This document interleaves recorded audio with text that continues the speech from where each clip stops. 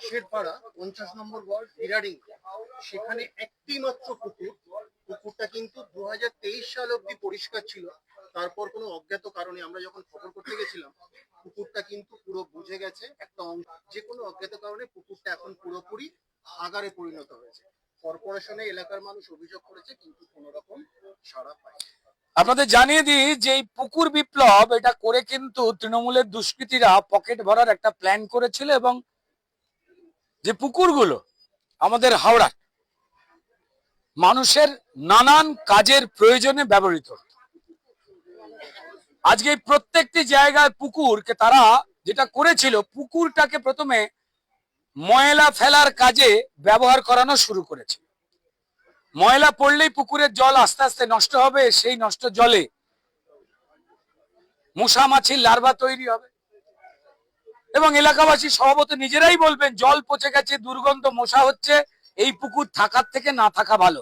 এইটা ছিল তৃণমূলের যারা জমি মাফিয়া, জমি দুষ্কৃতী, যারা এই পুকুর বোঝাও পকেট ভরাও কমিটির লোক, তাদের কাজ। এরাই তৃণমূলের কিন্তু এমপি, এমএলএ, কাউন্সিলর এবং নেতারা ছিলেন। এরাই কর্পোরেশনের যারা সুদক্ষ অফিসাররা ছিলেন, যারা ইঞ্জিনিয়াররা ছিলেন, তাদের কাজ করতে দিতেন না।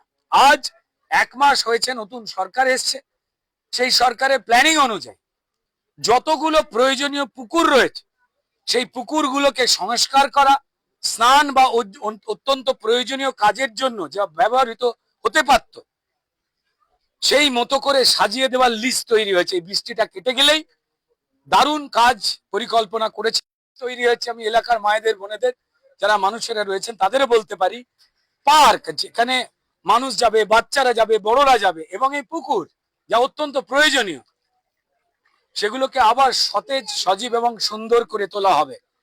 আর যারা পুকুর বুঝিয়েছেন, যারা আইডেন্টিফাই হবেন, তাদের হয় ক্ষতিপূরণ দিতে হবে, তাদেরকে গামছা পরে নেমে এই পুকুরটাকে পরিষ্কার করানো হবে।